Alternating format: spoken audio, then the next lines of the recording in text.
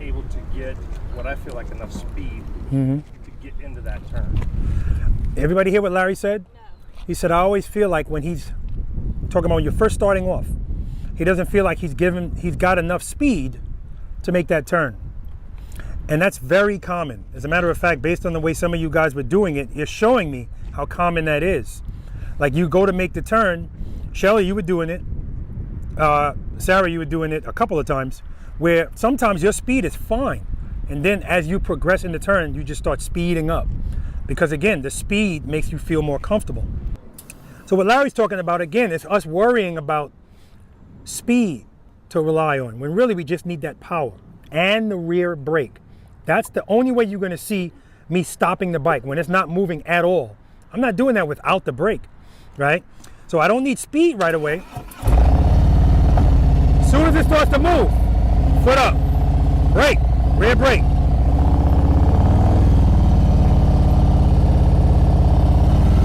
So as soon as the bike starts to move, as long as you're on that rear brake, that's when they're gonna start working with each other. Without that brake, that was Eddie earlier trying to make this turn. It's so wide because he's just speed, speed, speed, speed, speed.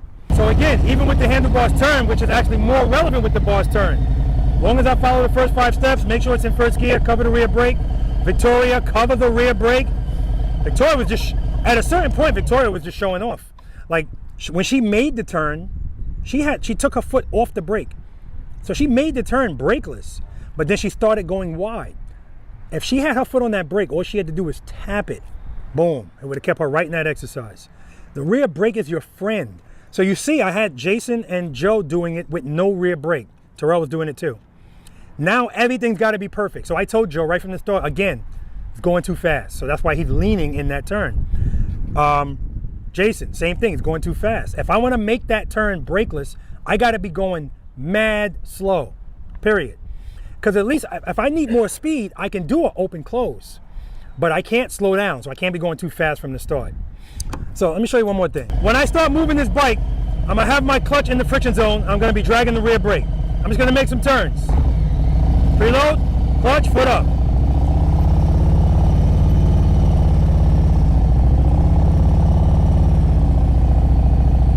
All right.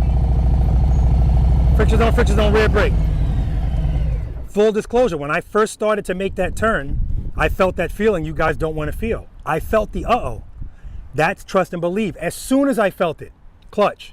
I mean, I feel the immediate relief right away, but I'm not going to open it up too much because I'm turning, right? I'm going to make this turn. Wherever my clutch is, I'm just going to keep it there. I'm going to do a turn straight up. And then I'm going to start leaning the bike. This is going to stay exactly the same. The only thing I'm doing is using the rear brake to control my speed.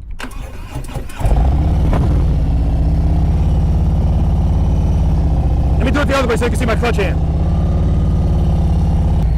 All right, my clutch is right here. I like it. I'm gonna keep it here. Straight up. Rear brake. Rear brake. Okay, now I'm gonna lean. I gotta speed up a little bit, but my clutch is still in the same place. Rear brake. Rear brake. I can come off the brake. But now my clutch has to be perfect. Clutch. Clutch. Lean it over some more.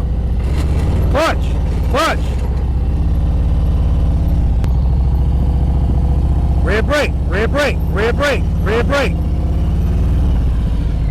Even pulling up here the whole time, what I'm doing, I'm trying to get the bike straight. My throttle is steady. My clutch is in the same place. Because level 2, I'm going to call that a level 2, that's working for me. So I don't have to change it. I could just use the rear brake to control the bike.